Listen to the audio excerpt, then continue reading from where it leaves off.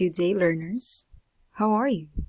Previously, we learned about the principles of speech writing, but here on, let's get to know the principles of speech delivery.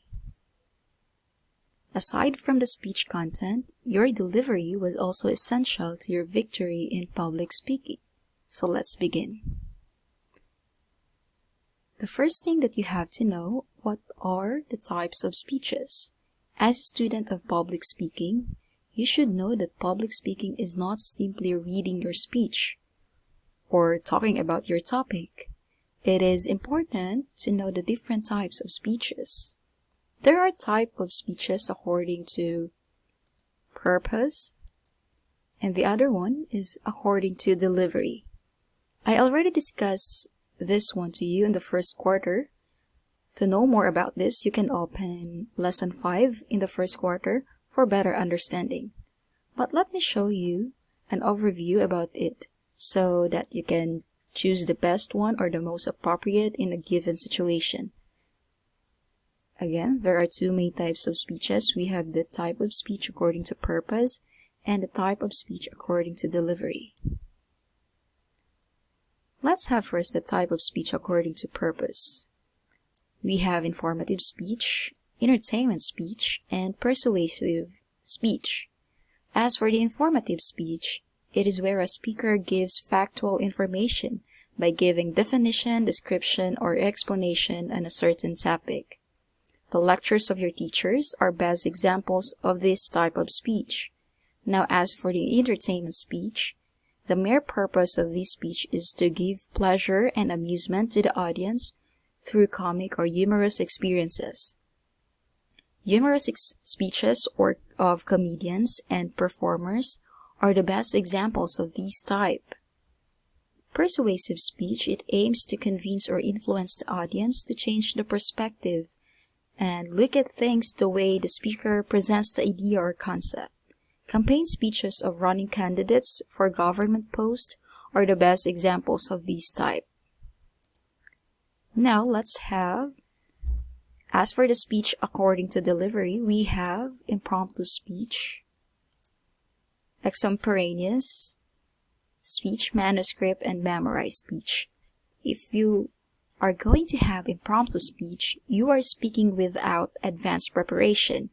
You have an unrehearsed speech and it is spoken conversationally.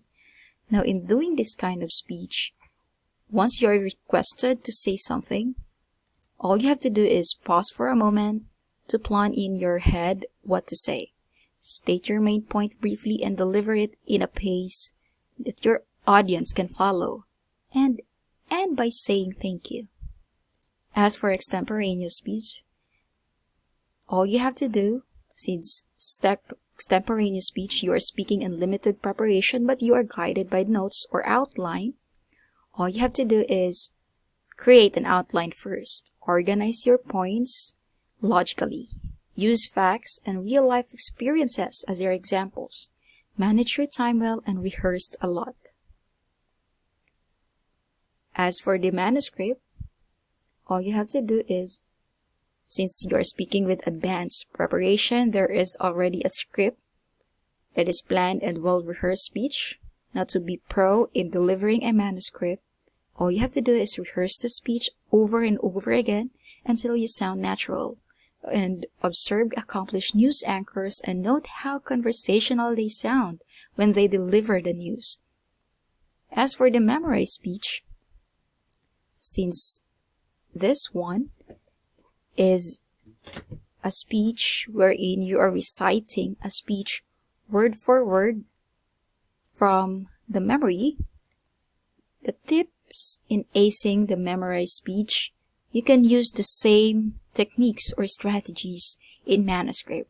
You rehearse the speech over and over again until you sound natural.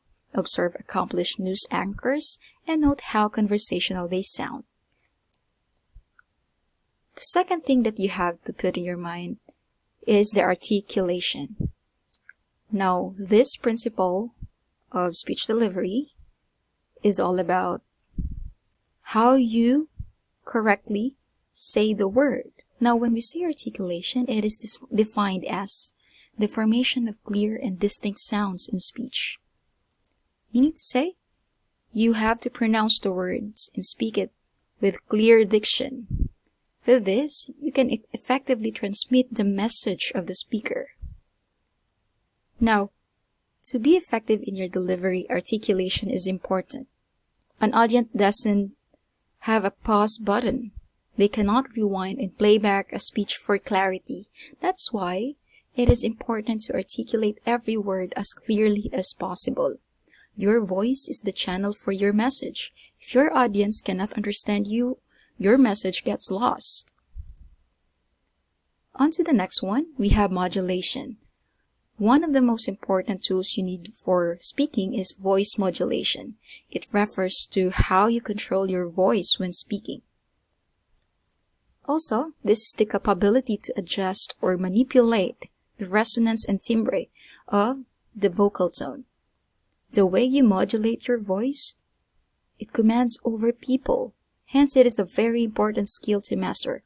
Effective voice modulation can mean the difference between a boring speech and an audience-captivating speech. However, modulation is not easy and it needs to be practiced. We also have stage presence. It is the ability to own the stage of the speaker, being able to feel the space and project his or her personality to the audience. When in front of an audience, the speaker's poise, posture, gestures, and movements can significantly add or take away from the presentation. The goal is to control these aspects of delivery so they reinforce the message rather than distract the audience. The opposite of the stage presence is the stage fright, which is considered by many as the topmost fear in the world of public speaking, making one feel shaky and nervous. Next, we have the facial expressions, gestures, and movements. These three are the first indicators of the speaker's confidence and comfort in front of the audience. Now, even before a speaker begins to speak, the audience forms an impression of the speaker standing in front of them. There are three. Let's talk about for each one. We have facial expressions. It builds a connection with your audience. It shows sincerity and credibility to the message.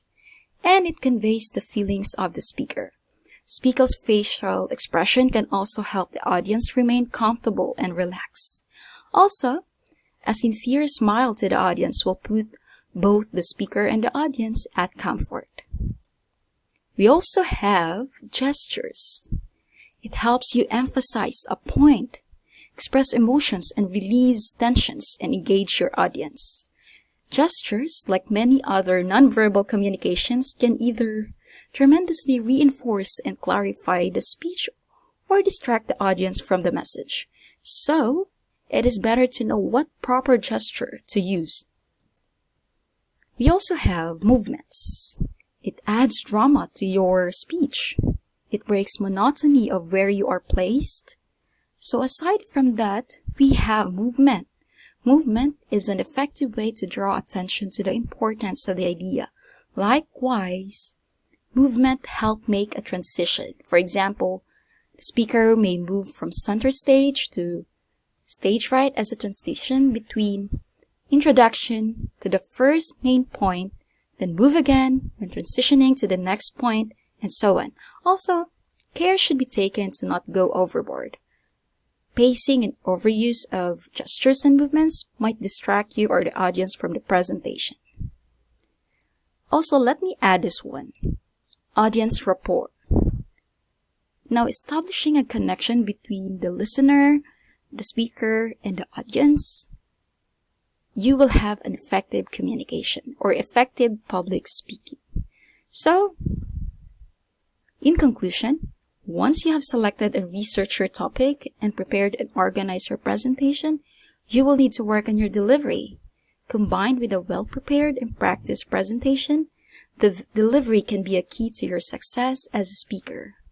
Delivery can communicate your confidence and preparedness to your audience. Effective delivery shows your audience that you have researched your topic and understand what you are speaking about.